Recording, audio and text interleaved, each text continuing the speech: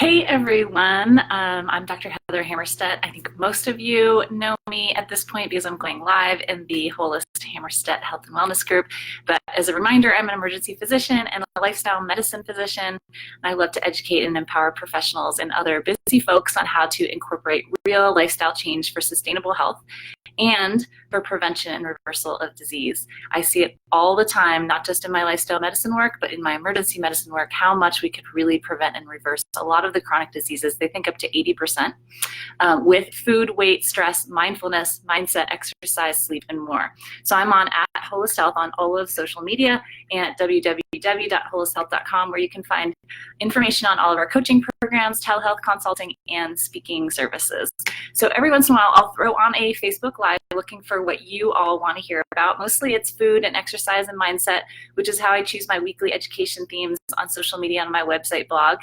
And I usually go live from my Wholist business page. So if you haven't gone over there to like and follow, please do. But this question came from here, and so I'll answer it here.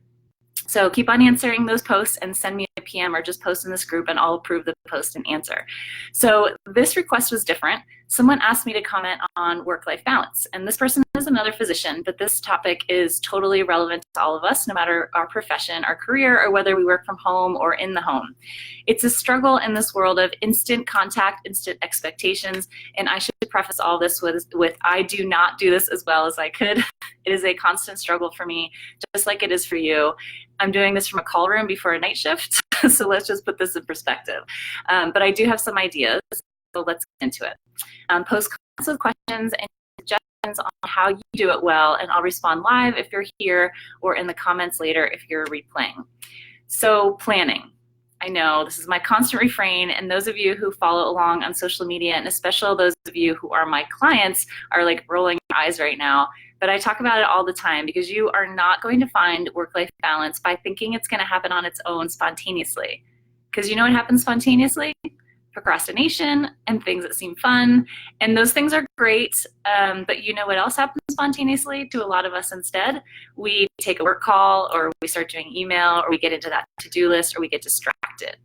And if you don't have things planned out, whether those things are planned out for fun or family or work, it often doesn't happen the way that you envisioned. So what do we do first of all? You need to have a time each week that you plan. I know it sounds super boring, but that's what I do. I have it scheduled on my schedule of when my scheduling time is. The first thing that I do after that in that section of time is I plot my personal time. Hi, Sarah. Hi, Peter.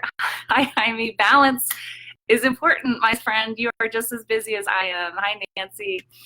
So I have my own calendar that's just my personal time, meaning when I go to the gym, or when I'm going to figure out what I'm going to be eating or cooking, and when I'm going to get a massage or go on a run, or when I'm spending time with friends, or just taking time off for myself. You have to plan those times and plan that time maybe even to do nothing. If you don't have a calendar that's just for you, when you look at your calendars, you're only going to see work, or you will only see your family. You will not see yourself. I'm going to say that again. If you look at your calendars and you only see work, or you only see your family, you will not see yourself. If you want to value yourself, you need to plan yourself. Hi, Dr. Korish. Hi, Dr. Smith. Welcome. So the next thing I do is apply family time. So this isn't just what kid has to do at what time or who needs to take them where. It's often, where is my 15 minutes of special time with each child all by ourselves? And where is that time going to be throughout the week? Because if that doesn't happen, then we have meltdowns and everyone will be crazy and parenting just gets harder. This is also our family vacations or camping, our date nights, things like that. Family has their own calendar. My husband just commented with a text from my child telling me, love Silas. So I guess everyone's watching.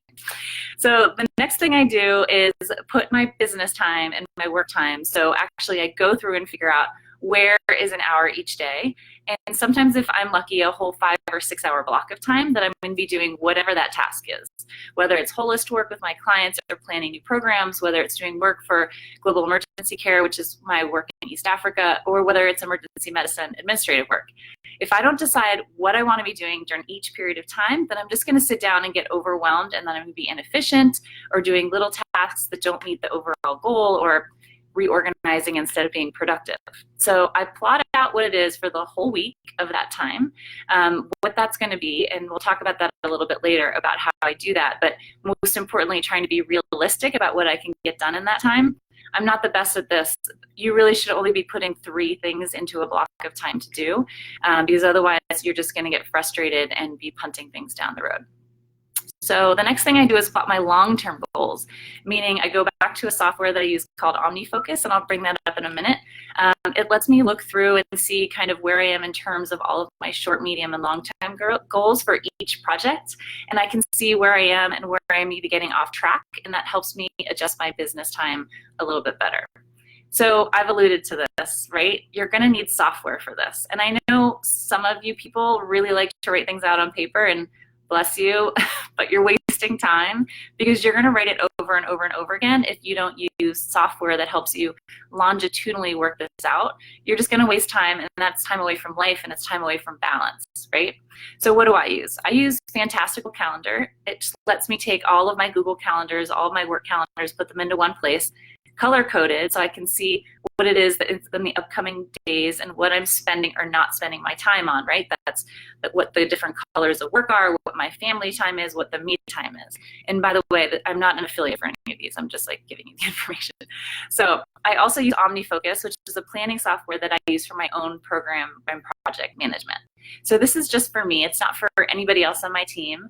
It does have reminders in it. It will let you sort of Gantt chart out what projects are assigned and when to yourself over various parts of time, and even do them in series or in parallel so that when you check something off, the other ones kind of get ready to go in line. So it's not perfect, but I've made it work. With any of these, you're going to have to put a significant amount of time in on the upfront to get it to work from you, but don't just get discouraged because it will be worth it. There are a lot of other people who like other ones. Monday is one that I know people really like, especially when they're working with teams, or Trello is another one. There's a lot of them. Even if you want to keep it simple, and you want to do something like Wunderlist that just helps you sort of make a to-do list, I think that's fine, but really when it comes down to it, you need to figure out what works for you and what's available for you on your phone and your computer and wherever you need it so that everything's on track and you just sort of do what you're supposed to be doing. So community. Okay, so that was planning. We did personal planning. We did yourself planning. We did family planning. We did business planning, and we did that software. So community. Okay, what's next? The next one is my community planning. What do I mean by community? This means that you want your life balance to involve the people around you. So if that means your family or your house or your friends or your church or literally the community around your neighborhood, think about it. What is your community? What is it that you want out of them to provide to you the life balance that you want and to participate in your life balance? This often means figuring out where to plug those times in your planning to hang out with those people so you don't lose track of friendships, plugging them into that personal time on your calendar, and also so that you maintain that inner soul that you get from spending those quality times with the people that you really want, right? So yeah, plug those times into personal, and when you're doing your personal time planning, just send invitations or text or ideas for the next week or two so that it's just done and out there, and it's up to other people to respond. So the next thing that you've got to think about is which of those community or which of those people that just popped into your mind when I was talking, can you split time? What does that mean? Well, if you and another family share meal duties like 3 times a week, where someone makes meals, the other one makes them the other 4 times a week, and you make just twice as much and drop them off at your buddy's house? Or do you just do that once a week? Would it take an hour or more away from each of your to-do lists half the week? Sounds pretty nice. Is there something that you can do to help your community and your own sanity by splitting that time? Is it driving kids around with somebody else? Is it hiring stuff out for your house, like getting a housekeeper to come in, even just every couple weeks, someone to do your laundry, someone to do yard work, someone to pick up your kids from school and spend an hour with them so that you have an extra period of time to get all that shit done that you can't do when you have them with you. And then you can free your mind, to actually be with them later. This also means who can you delegate something to. So this is something that you're really going to have to be sort of fierce but kind and set boundaries about, especially when it's a marital relationship or a household relationship, because it's going to fall to somebody to do these duties. even if it's not clearly set out whose responsibility, and then often someone feels like they're taking the brunt of all the work and taking or being taken advantage of, when another person may just think that it's just what that person wants to do. Nobody really wants to do any of this stuff, right? Or that that's what their goals are. That's not anything that's ever been said out loud. And the other person is sort of saddled. So we've definitely tried to do this the best that we can in our house. I'm blessed because I have a stay-at-home spouse that we call the director of household operations. And he and I have very distinct things of what we've decided that he does for the house and family and what I do for the house and family. And so we don't have to barrage each other for not doing these things or doing these things that we're doing because we've made it clear. And this is something that you need to do and revisit all of the time. Before you're married or move in with a roommate, you need to be definitely revisiting often when there are changes in jobs or children or just wants and desires, right? Or just when you notice that things just aren't quite working right.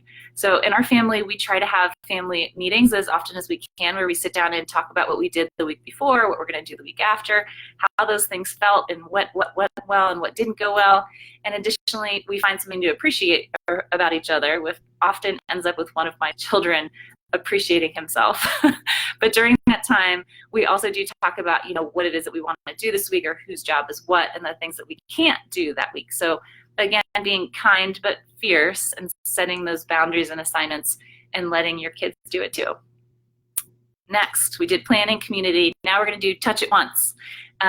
This is another category. I try to do nothing twice. This means if the mail comes in, I don't waste time going through it and then deciding to do something with it later.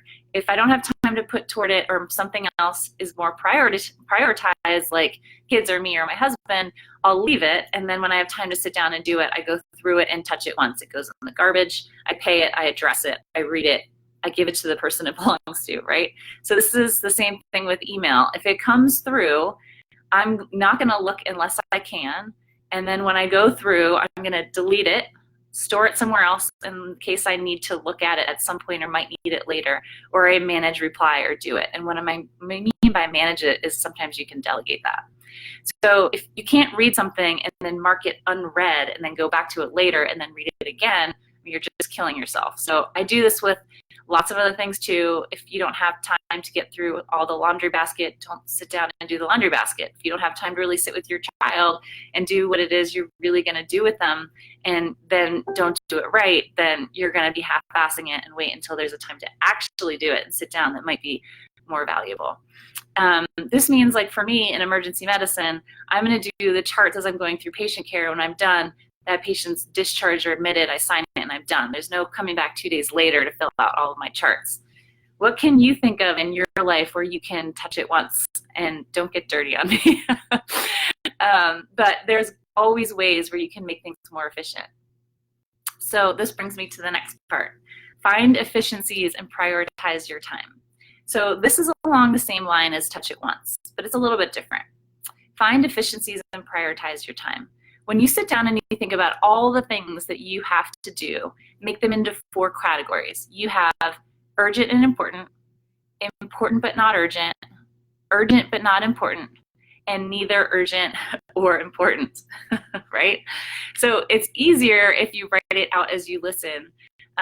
And so rewind, I don't know if that's a thing, rewinding on this, and watch it again and write it in a box or Venn diagram it or something like that. But basically, if it's neither urgent or important, don't do it, right? It's not worth it. Say no. Oh my goodness, I have so many people to say hi to. Hi Maggie, hi Courtney, hi Katie, Mona, Carrie, Sarai, welcome. I didn't have my thing up to see who was joining very well. Oh, and I got another I love you from a child. That's good. Okay, so we've got, I'll say it again, urgent but important, important but not urgent, urgent but not important, and neither urgent nor important, okay? So if it's neither urgent or important, don't do it. It's okay, say no, right? It's not worth it. If it's urgent but not important, you can either do that super quickly and get it off your plate or give it to someone else. That's key. If it's important but not urgent, that means you can assign it to yourself down the road in one of those little blocks of time that you have that you assigned yourself in the planning section, and to be really able to give it the value that it needs. If it's urgent and important, that means you get to push aside things on your to-do list and make it happen now. And by the way, I didn't mention this, but yes, give yourself grace on the planning to-do list, because nothing works the way you think it does, and it's okay, because this is your choice to prioritize it this way. So when you do it this way in these categories, prioritizing, you're not wasting your time on bullshit that's not important, that someone else is telling you they think is important. I'm not saying to do this with your boss necessarily, but I'm saying that when it comes to the most things, you can categorize it this way and free your brain. So another way to find efficiencies is using technology, right? I already mentioned OmniFocus and Fantastical, and if you're just joining us, go back to the planning section at the beginning so that you can really learn what I'm talking about. There's other things you can use, like Dropbox, where all of your files are always with you on your phone or on your computer. That way, if someone needs something from you and you have a chance to look, you can respond and it's off your plate. Additionally, Zoom is a huge way to avoid having to fly places to talk to people or drive across town to talk to people, and still be able to see them and be able to share screens and really have meaningful meetings and conversations. It's 1,000,000 times better than Skype. We used to use that all the time for our work in Uganda. Zoom is so much better, so much easier. I use it for my group coaching programs all the time, really slick and easy. There is another technology like Pocket, which is a way where you can save articles that you see online onto a web page for you to come back and read them later. So you're not getting distracted and reading things online while you have a chance, or on Facebook, when instead you should be doing your work and getting shit done so you cannot do work. And then there's Evernote, which is a huge way to categorize all kinds of files and information, or even recorded meetings, into the ways where you can go back and look at them. So you can share all those files in Evernote with other people. There's time tracking software that you can use just to be able to track your own time in terms of either invoicing other people, or whether just seeing where you're spending most of your time and deciding whether you're getting an ROI out of that, whether that's financial or emotional sort of ROI. So more than anything, you need to figure out where your peaks and your troughs are. Are you a morning person? Are you better in the mid-afternoon? Are you better after a run? Are you better after the kids go to bed? Like, when do you have your most efficient thinking? And schedule those important and urgent things, or important and non-urgent things for those times. And that way you'll be able to think efficiently in smaller amounts of time and get things done in smaller amounts of time, so you cannot be working later, right? So when it comes down to it, you've got to think about your own work pattern. You got to cut out the inefficiencies from it. Does that mean you have to figure out a faster way to do something, or you make templates that you use often, or you have a technology that helps you figure that out? Whether it means you just learn what you don't have to do and what other people can do. And so this is something I've really learned in the last couple of years when I've been balancing Wholist and all of my coaching and consulting with emergency medicine, especially with my coaching programs. I put tons of work up front to automate a lot of it so that it can come to people in an organized, efficient manner, but yet I'm not the one pushing the button every time. It's really important. So important to think about, and I know a lot of this got pretty boring. I'm not talking about meditation or yoga yet, but this is the way that you can get shit done, that you have to get done at the time you want to get it done. And you don't have to do the rest of it the rest of the time. And that's what it is, right? Clearing your brain. Everything's on OmniFocus. Everything else on Fantastical. You know when you're going to get that stuff done. You're not fussing about it when you're with your kids. You're not fussing about it when you're out with your friends. You're not fussing about it when you're on vacation or when you're trying to go to bed, right? And you think of something else you have to do. You just put it on the list real quick. Gone. Forget about it till the next planning time. It's really freeing. Okay, last but not least, taking a break. So this might be a little bit more what you thought I was going to talk about, like where do we find our work-life balance? Where are we finding that balance, right? Where is it and how is it that you enjoy that time that you have off? Well, I sort of alluded to this before, and the fact that if you can't get your shit done when it's supposed to get done, you're not going to have balance because you're going to be constantly worried about it. Or you're going to be shoving off the important things like yourself, family, friends, and activities in order to do that work. So all the above is important for that, getting it done. The next thing you have to worry about is how you can say no. So I started thinking about this a bit when I was talking about setting those fierce but kind boundaries. Is that with your family, or with your friends that you're setting those boundaries with, or is it with work? Is it do you have to be answering an email at 11:30 at night when you just got home from date night? Do you have to be answering it while you're on date night? Do you have to be answering it while you're trying to help your kid build some Legos? Like I said, I'm not ideal at this part of it. I am working on it. It's a work in progress, but I do know that it's important. And I know it's important because just like we take food breaks and trying to maintain our insulin vacations and our hormonal balance, what I'm trying to get to is getting your mindset back around food and weight management and long-term help with food. We've got to do the same thing with our brain, right? Your brain cannot be going nonstop with work, or you will only become work. Even if you're physically present with the rest of your family or friends, if your brain is doing work, it's still doing work, and you're not really going to be present. So when you're writing the schedule out, you've got to write your breaks in, right? When there is no work day, no work for 6 hours, no work night, no work week, whatever, it has to be you. You've got to schedule that time off where no one has access to you, even if you are at home. Does this mean you might have to shut your phone off and have your spouse hide it? Shut the Wi-Fi off or something if you're really drowning, maybe, right? The only thing that many of us need is that really this emotional health break. We all need the opportunity to find our own emotions, right? Hi, Laura. Hi, Patrick. Hi, Arnold. So we talk to our kids about this all the time, right? How are your emotions? What are you thinking about your emotions? How do you regulate your emotions? Don't respond, but delay. Wait and think about your emotions, and then do what you're going to do, right? This is a constant conversation in my house with my little Muppets, often with myself as well. But how often do we do this for ourselves, right? How are you taking your emotional health break? There are tons of ways to do this. Is it nature? Is it exercise? Is it actual therapy? Is it mindfulness-based stress reduction programs? You can do them online or in person. These MBSR programs, they give you basically long-term ability to use mindfulness within your life. It's great. Is it meditation? Even if it's just mindfulness meditation, your regular life, when you're not just sitting down and kind of oming, but noticing the surroundings and sensations in your own body. Are those emotional breaks? Are they going kayaking? Is it going skiing? Is it spending time with your kids? Probably not, but maybe. Is it making sure that you realize how to interpret your own feelings and sensations and how to create your own thoughts out of them in order to create the results that you want, so that the people around you are not dictating your results or the way that you think about things? Is it saying no to the unimportant and not urgent tasks and requests? Because who cares if they get done? And you've got to ensure that in your immediate circle of influence that those people that you love are doing this as well. That means your spouse. That means figuring out how to do this with your kids.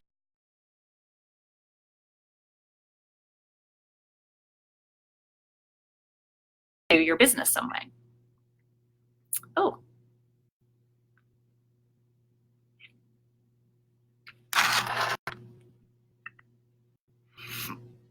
Are you guys here?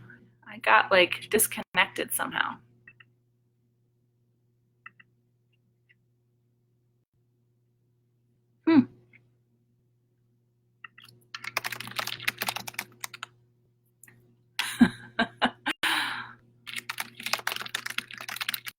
I'm writing you in the comments. Someone write me back and tell me if you can see me. I love Facebook. Looks like no. Okay, so I will end. I was almost done anyway, so I'll shut this off and try another one.